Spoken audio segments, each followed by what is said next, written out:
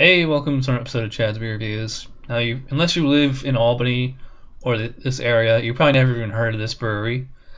This is a brand new brewery out of Schoharie County.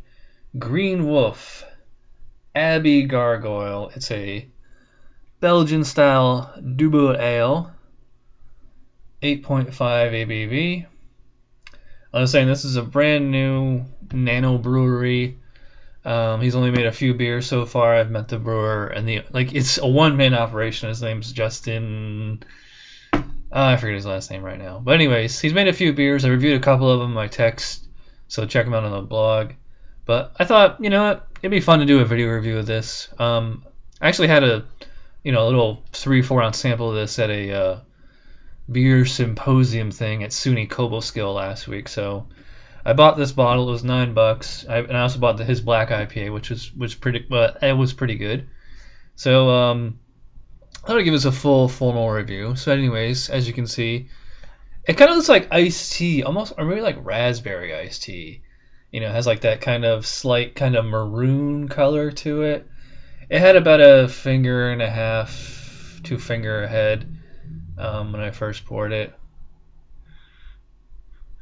It has a typical Belgian aroma to it. Slight banana. It's actually pretty malty for a Belgian style. Like the yeast esters aren't dominating this. I can actually smell like the malt character here.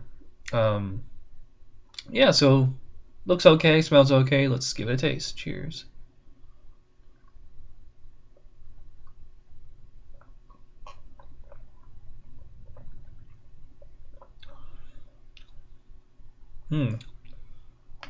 Well, it tastes much better than it looks and smells.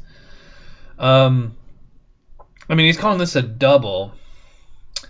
I guess I can see that. Kind of reminds me, maybe what he was going for is kind of like 𝗏𝗏𝗏𝗏 Abbey Ale. That's the double. Almost has like a smoky quality to it. Like up front, I get like all that yeast character. I get like the kind of banana notes to it, a little bit of like cherry or something like that. I get like like I said, I get like a smoky quality in here. It's a character I had in my Belgian I did last year, and usually it's a sign of like yeast stress. This is it doesn't taste like it's stressed. It doesn't taste like a flawed beer or anything though. It's actually it's pretty good.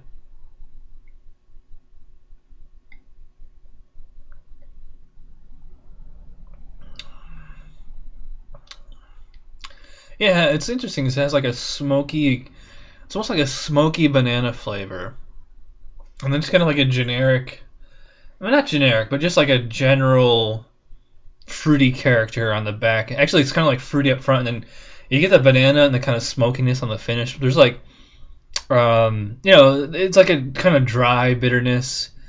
The one thing I don't like about this beer is that the mouthfeel, and I've noticed this with all his beers, is that the mouthfeel is very thin. It's undercarbonated. It's supposed to be a Belgian beer.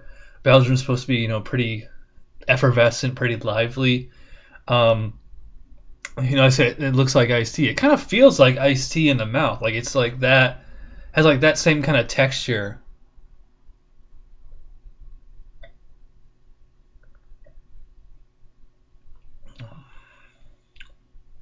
I will say for 8.5 ABV, it does not feel like that at all, and I mean that in a good way and a bad way. Whenever you have a fairly big beer like that, and you don't get alcohol warmth or heat, I've had it sitting out for like a half hour, so it was going to be a hot beer. It definitely would have been hot by now. So it's nice because it's refreshing while it's in the mouth, or at least the first half. Then when you get that kind of smoky banana quality on the finish, it leaves like a little residual dry aftertaste, but it's not cloying or anything at all. It's just there. Like I was saying, like if I was drinking this blind, I'd probably peg it closer to like 5% because it doesn't really have the body to back up that 8.5 ABV. So on one hand, it's nice that it's not boozy and heavy and all that, and it feels way lighter than it is. I'm not gonna have any problem finishing this entire bottle myself, but at the same time, when I'm drinking an 8.5 ABV beer. I want like way more body. I want way more complexity, and I want way more carbonation than this.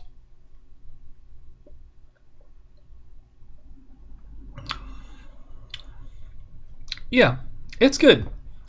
It kind of it tastes like a homebrew. It tastes like somebody's Belgian homebrew. Let's rate this on Rate Beer. All right. Aroma, I mean, it's kind of mild nose, but what's there is pretty good. I'll give it a 7 out of 10. Appearance, well, we got a little bit of lacing on there. It did not have much of a head on there. It's kind of an ugly color. Since it did leave a little bit of lacing, I'll give it a 4 out of 5 on appearance. If you could get like a bigger head, I'd probably give it a 5. Or it had like no lacing at all, I would have dropped it down like a 3. Taste, it tastes good, but it's not very complex. It's pretty simple. I'll give it a 7 out of 10 on taste, palate. This could go either way. I mean, good because it doesn't drink like a big beer, or bad because it's a big beer and because it doesn't drink like a big beer. I'll give it. Yeah, I think I'm gonna have to give it a 3 out of 5 on palate because that mouthfeel is just way too thin and undercarbonated. Overall, it's a good beer. I can see this. Like I said, it just kind of drinks like a homebrew and not so much a commercial brew. I'll give it a 14 out of 20 overall, 3.5. That's a 6 out of 10 on my scale, isn't it? Let me see here. Yeah, 3.3 to 3.5 is a 6 out of 10.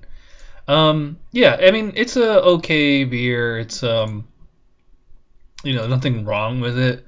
Well, I mean, aside from like, there's nothing about it that's like off that's putting me off. Like, oh, I can't stand that. It's like good. Now just fix it and it'll be pretty good. So, yeah, 6 out of 10 for the Green Wolf Abbey Gargoyle. Decent Belgian style beer. Just needs a little bit of work. Maybe if he fixes it, maybe I'll come back and re-review it. But yeah, I like it. Oh, I forgot what I should have been mentioning for the last few months is I have a book coming out called The Handbook of Porters and Stouts. I'll put a link to the you can pre-order it on Amazon for 40% off right now.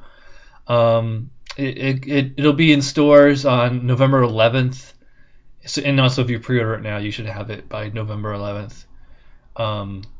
So yeah, check out my book. I'm going to be plugging that for the next few years maybe, or for a while.